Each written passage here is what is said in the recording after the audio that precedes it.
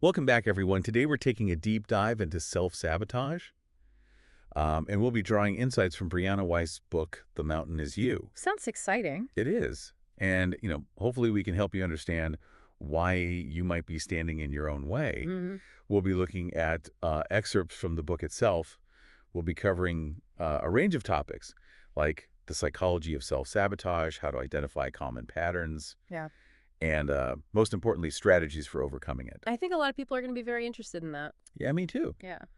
So this deep dive is basically your cheat sheet Yeah. to understanding this whole self-sabotage thing. I love that. A cheat sheet. Yeah, and more importantly, how to start climbing that mountain to a more fulfilling life. Okay. But you ready to get started? Absolutely. Let's dive in. Okay, perfect. Okay. So, one of the things that I found really interesting about Weist's approach is that she sees self-sabotage not as this sign of weakness Right. or self-hatred, but as a coping mechanism. It's almost like we're unconsciously trying to protect ourselves from something. What's really interesting about Weist's approach is that she sees self-sabotage not as the sign of weakness or self-hatred, but as a coping mechanism. Yeah. It's almost like we're unconsciously trying to protect ourselves from something. Okay, so it's not about consciously wanting to fail, Yeah. but more about these deeper fears or insecurities that are kind of driving our behavior. Right. It's like we have this fear of the unknown, of what might happen if we actually achieve our goals. Yeah. Maybe we're afraid of success itself, of the changes it might bring, or even of not being able to handle the pressure that comes with it. Right. Or maybe outgrowing who we are now Something and not like knowing who that. that next person is. Exactly. And, Waste uses a really interesting example. She talks about Carl Jung, Okay. famous psychologist. Oh, yeah. He actually developed fainting spells as a child to avoid going to school. Oh, wow. It turned out that those fainting spells were his way of coping with the anxiety and unhappiness he felt in that environment. That's a powerful example. Yeah. I can definitely relate to that feeling of wanting to avoid uncomfortable situations, even if it means holding myself back. Absolutely.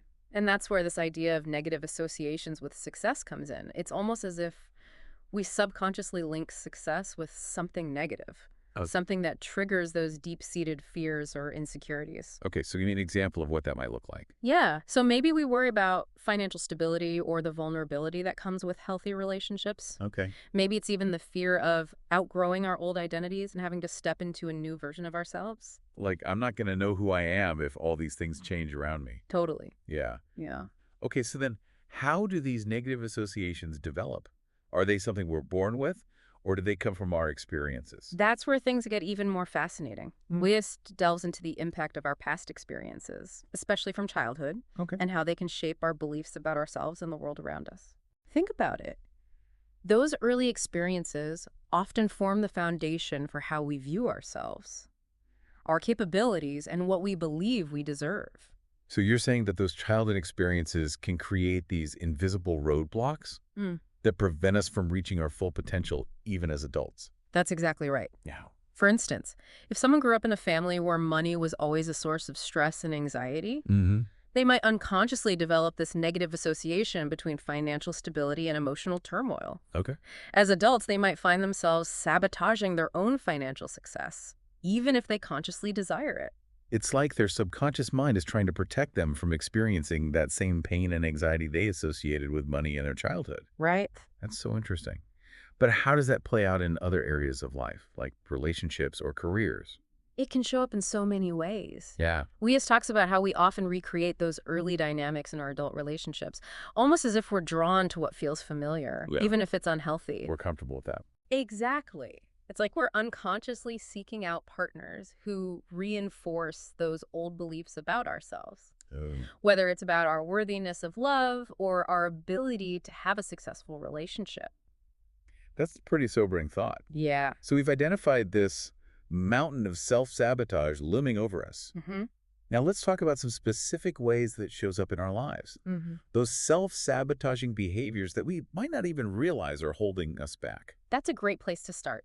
And honestly, you'll probably find a lot of these behaviors surprisingly relatable. Okay, I'm intrigued. Let's start with relationships. Ever wonder why you seem to keep attracting the same type of unhealthy partners? Oh, yeah. Or why you excel at work but somehow manage to sabotage your chances of promotion? I've definitely been there. Wiest suggests these patterns often stem from those deeply ingrained beliefs we formed way back when. Okay, so it's not just bad luck or coincidence. It's Mhm. actually connected to these deeper patterns that we might not even be aware of. Right? Give me an example of how this might play out. Let's say you grew up in a household where one parent was constantly critical, Okay. making you feel like you could never quite measure up. Right. As an adult, you might find yourself drawn to partners who also tend to be critical, Okay. unconsciously seeking out that familiar dynamic, even though it's not healthy. Wow. I can definitely see how that could happen. Yeah. It's like we're unconsciously seeking out situations that confirm those old beliefs about ourselves, even if those beliefs are negative or limiting. But if we're not even aware of these patterns, how can we break free from them? That's where the real work begins. Okay. It's about becoming aware of those unconscious patterns and understanding how they're influencing our present day choices and behaviors. Okay. Once we shine a light on those patterns, we can start to challenge those old beliefs Mm-hmm. and create new, healthier ways of relating to ourselves and the world around us. Okay, so I'm starting to see how understanding this whole self-sabotage thing is the first step toward actually overcoming it. Absolutely. But I'm sure there's a lot more to unpack here. Oh, yeah. Before we dive into breaking those patterns, let's explore some other common ways self-sabotage might be showing up in our lives. Love it. Let's do it. Okay, so another common one, and I know I do this all the time, is downplaying our successes. Oh, yeah, for sure. Um, think about those times when you achieve something great, Mm-hmm. but then immediately brush it off or minimized its importance. Oh, yeah, all the time. Why do we do that? It's a fascinating question, isn't it? Wisa suggests this could be a way to avoid scrutiny or the fear of peaking too soon. Okay. It's like we're subconsciously trying to stay small and avoid standing out Yeah. because we're afraid of what might happen if we do. Maybe we're afraid of failure, of not being able to live up to the expectations we've set for ourselves, or even of the attention and responsibility that come with success. It's like we want to stay under the radar Right. and avoid all of that pressure that comes with really owning our successes. Exactly. That makes a lot of sense. Yeah. It's like we're trying to protect ourselves from potential criticism or disappointment by downplaying our own achievements. It's a self-preservation tactic, but it can also keep us from reaching our full potential. Right, because then you never even give yourself the opportunity Exactly. to do more. Yeah. The key is to find that balance between acknowledging our accomplishments and staying grounded. Okay. We can celebrate our wins without letting them inflate our ego or becoming complacent. That's a great point. It's not about becoming arrogant or boastful, but about recognizing our own worth and celebrating our accomplishments without feeling the need to diminish them. I love that. All right. What other self-sabotaging behaviors should we be on the lookout for? Here's one that I think many of us can relate to, especially in today's fast-paced world: Yeah. prioritizing busyness. Oh my gosh, yeah, I'm so guilty of that. Yeah. My schedule's always packed and I feel like I'm constantly running from one thing to the next. Yeah. But is that really self-sabotage? Yes. Isn't being productive a good thing? It's a great question.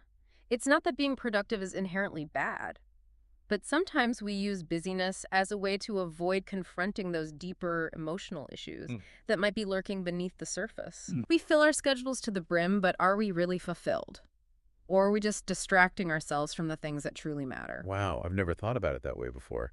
It's like we're constantly in motion, but not actually going anywhere meaningful. Yeah. We're so busy doing that we forget to actually be. Exactly.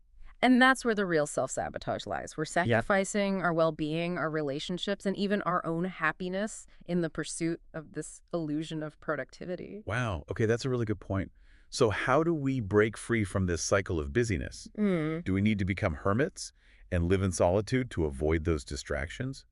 Not necessarily. The antidote here isn't to completely withdraw from the world, but to become more mindful of how we spend our time and energy. Okay. It's about creating space for stillness and self-reflection, prioritizing quality over quantity, and allowing ourselves time to process our emotions and connect with our true needs. That makes a lot of sense. It's not about doing less, but about doing what truly matters. It's about being intentional with our time and energy instead of letting ourselves get swept away by the current of busyness. Yeah, I love that. Okay, I'm ready to hear about more of these self-sabotaging behaviors. What else do we need to watch out for? Let's talk about the company we keep. Oh, Have you ever noticed how spending time with certain people leaves you feeling drained, negative, or even insecure? oh, absolutely. Yeah. I've definitely had friends who, while I care about them, always seem to bring me down or reinforce my negative self-talk. Yeah. but I feel guilty for wanting to distance myself from them. That's a common feeling. We often feel obligated to maintain relationships, even if they're not serving us. But remember, it's okay to prioritize your own well-being and surround yourself with people who uplift and support you. It's hard to do that It sometimes. is. So how do we know if a relationship is draining our energy or reinforcing our insecurities? Pay attention to how you feel after spending time with someone. Do you feel energized and inspired? Or do you feel depleted and discouraged? Okay. Do they encourage your growth and celebrate your successes, or do they undermine your confidence and bring you down?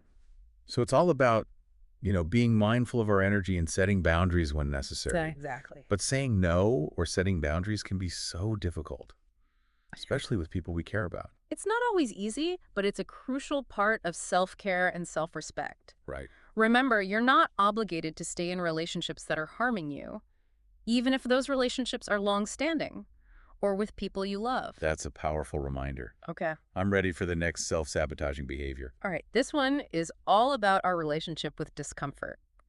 Think about those times you resisted starting a healthy habit, like exercising or eating better, Oh, yeah. because you associated discomfort with failure, Yeah. right? Oh, that's me all over. I've been there. I've started and stopped countless diets and exercise programs because I couldn't handle the initial discomfort or the fear of not being perfect. It's like I give up before I even really begin. I think we've all been there. Yeah. Wiest highlights the importance of ditching that all-or-nothing mentality. Okay. It's not about being perfect. It's about making small, consistent changes that add up over time. Right. We need to reframe our perspective on discomfort and see it as a necessary part of growth and change.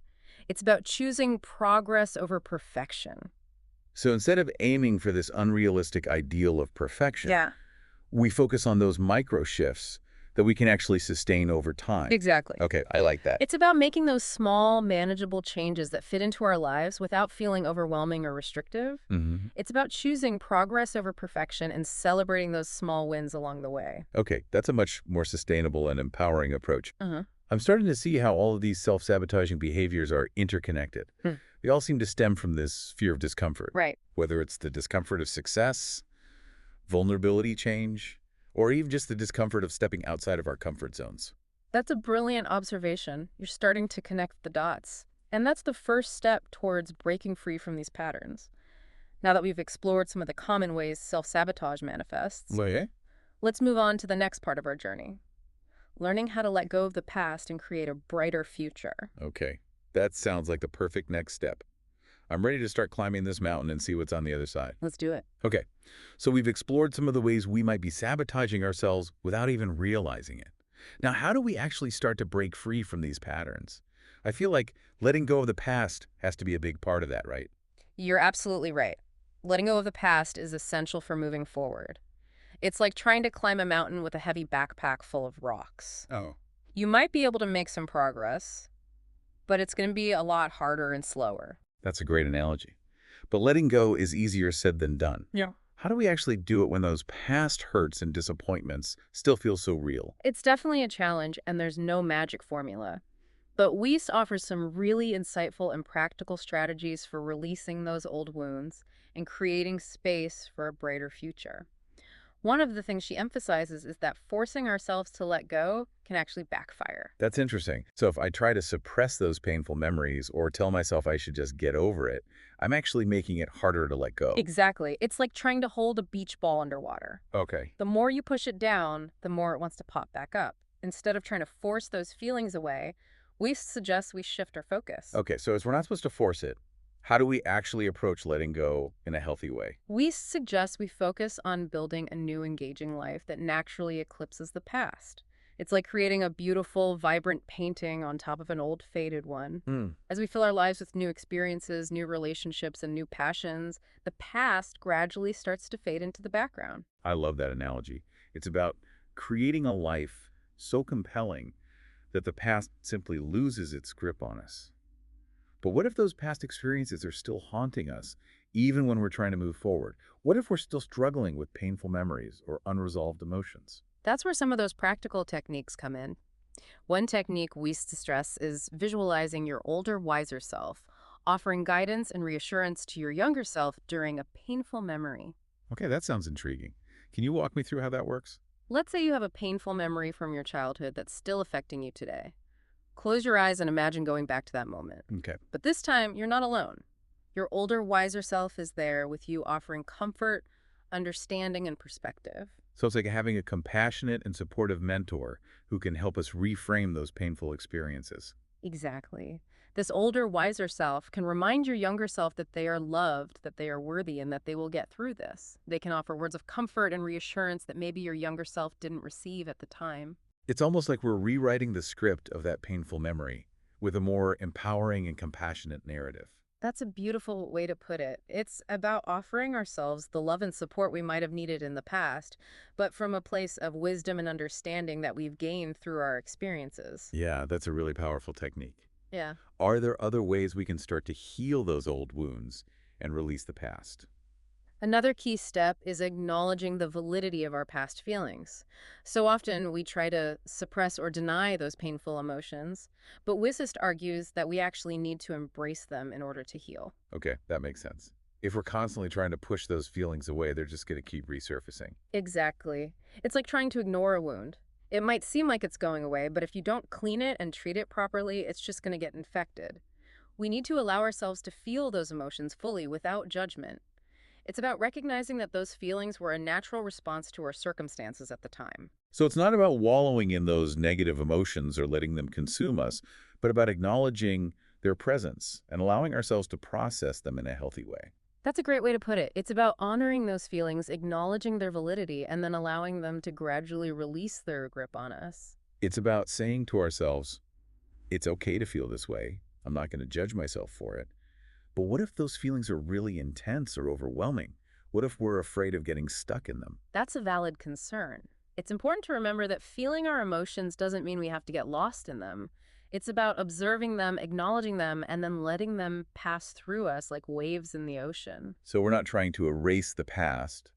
We're trying to integrate it into a stronger, wiser version of ourselves. You got it. Wiest beautifully describes it as integrating the past into a stronger, wiser version of ourselves. It's about recognizing that those experiences, even the painful ones, have shaped us into who we are today. It's not about pretending those experiences didn't happen, but rather about reclaiming our power and using those experiences to fuel our growth. Exactly. It's about recognizing that we are not defined by our past, but rather by how we choose to respond to it.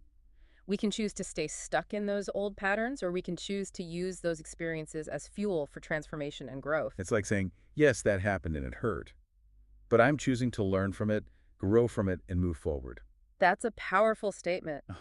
Letting go doesn't mean forgetting. It means choosing to no longer be defined by those experiences. This is all starting to make so much sense. It's not about erasing the past or pretending it didn't happen. It's about acknowledging those experiences, learning from them, and using them as stepping stones to create a brighter future. That's a great summary. And it's important to remember that healing is a process. It's not linear. There will be ups and downs, moments of clarity and moments of confusion. The key is to be patient with ourselves and keep moving forward even when it feels difficult. It's like climbing a mountain. There will be moments where we feel like giving up, but the view from the top is worth the struggle. Exactly. And just like climbing a mountain, we need the right tools and support to reach the summit. We've talked about letting go of the past, but what about building a new future? What does that look like? That's where things start to get really exciting. In the next part of our deep dive, we'll explore Wiest's insights on reframing our relationship with control, ditching the breakthrough mentality, and embracing the power of micro-shifts to create lasting change. Stay tuned. All right, so we've talked about the importance of letting go of the past. But how do we actually start building a new future?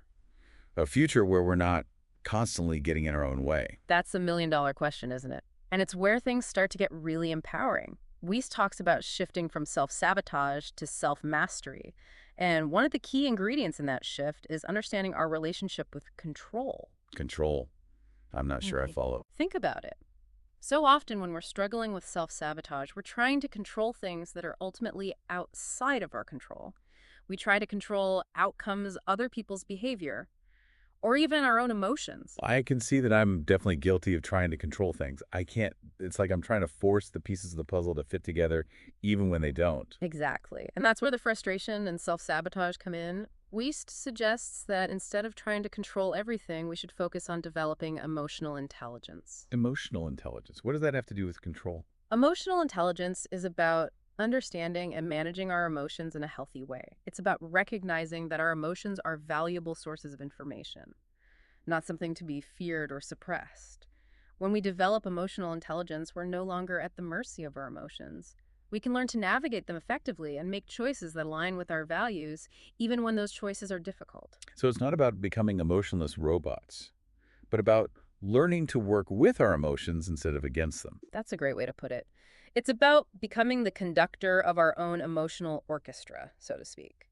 Instead of letting our emotions run wild, we can learn to orchestrate them, creating a sense of harmony and balance within ourselves. This can be especially powerful when dealing with those fears and insecurities that often drive self-sabotage. So practically speaking, how do we start developing this emotional intelligence? It starts with becoming more aware of our emotions. Pay attention to how you feel throughout the day. What triggers certain emotions? What are those emotions trying to tell you? It's about becoming more mindful of our inner landscape. Exactly. Once we start to understand our emotions better, we can start to develop strategies for managing them effectively. This might involve learning healthy coping mechanisms for dealing with stress, Yeah. developing our communication skills so we can express our emotions more effectively, or even seeking professional support if we need it. It sounds like a journey of self-discovery. It is, and it's a journey that can lead to greater self-awareness, resilience, and emotional well-being. Okay, so we're working on our emotional intelligence. But what about all those bad habits and negative patterns that we've developed over the years? How do we actually start to break free from those? That's where insights on microshifts come in.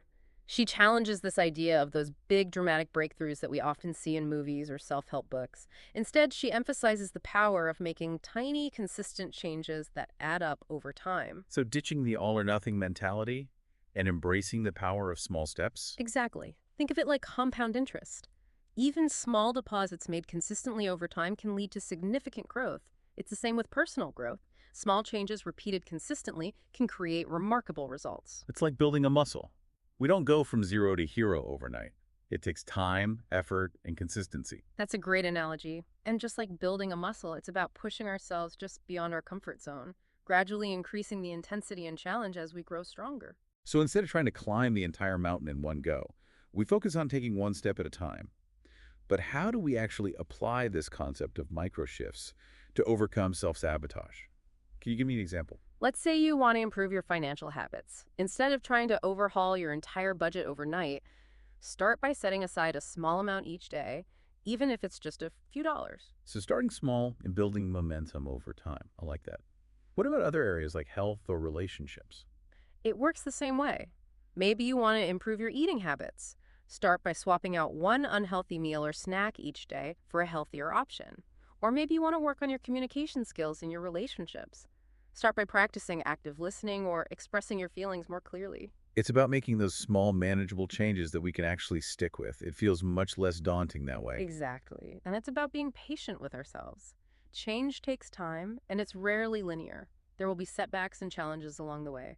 The key is to keep moving forward one micro shift at a time. It's about celebrating those small victories along the way and remembering that progress, not perfection, is the goal. That's a great way to summarize it. Weiss also talks about the importance of establishing core principles to guide our decisions and actions. That's another powerful tool for self-mastery. Instead of chasing fleeting happiness or external validation, we can focus on building a life that's aligned with our values. It's like having a compass to guide us through the ups and downs of life. Exactly. When we have those core principles in place, we're less likely to get swayed by external pressures or temporary distractions. We make decisions from a place of clarity and intention. So how do we go about identifying our core principles? What are some questions we can ask ourselves? It starts with self-reflection. Ask yourself, what are my deepest values? What matters most to me in life? What kind of person do I want to be? What legacy do I want to leave behind? Those are some deep questions. Once we have a better understanding of our values, how do we translate those into actionable principles? Think about specific areas of your life, like your relationships, your career, your health, your finances, or your personal growth. For each area, ask yourself, what principles would guide my decisions and actions in this area? What kind of behaviors would be in alignment with my values? So if one of my core values is authenticity, I might establish principles around being true to myself, expressing my feelings honestly, and surrounding myself with people who accept me for who I am. That's a great example. And if one of your core values is financial security, you might establish principles around saving regularly, living below your means, and investing wisely. It's about creating a roadmap for living a life that's in alignment with who we truly are. That's a beautiful way to put it. And when we live in alignment with our principles, we create a life that's both fulfilling and sustainable. This has been such an enlightening conversation. It feels like we've climbed a mountain in self-discovery. It has been a journey, hasn't it? And just like any good mountain climb, we've gained a new perspective along the way. Waster reminds us that self-mastery is an ongoing process. It's not about reaching a destination, but about showing up for ourselves each day and making those small, consistent choices that lead to lasting transformation. She also brings it back to Carl Jung and his realization that his fainting spells were a substitute for facing the challenges of life head on. Just as Jung discovered that he was unconsciously trying to avoid discomfort, we often seek external fixes instead of confronting the deeper work of self-mastery. It's like we're looking for shortcuts, but the real growth happens when we're willing to face our challenges and do the work. And that's the beauty of it all. The journey of self-discovery and self-mastery is never truly over. There's always more to learn, more to explore, and more to become. Brianna Wiest talks about meeting our highest potential future self. Take a moment to imagine that person. What wisdom would they offer you today? That's a powerful question to ponder. What guidance would your wisest self offer you on this journey of overcoming self-sabotage and creating a life that truly reflects your potential? That's our deep dive into self-sabotage inspired by Brianna Wiest's The Mountain Is You. We hope this has given you some food for thought and some tools to start climbing your own mountain. Remember, the journey might be challenging at times, but the view from the top is worth the climb. Until next time, keep exploring, keep learning, and keep climbing.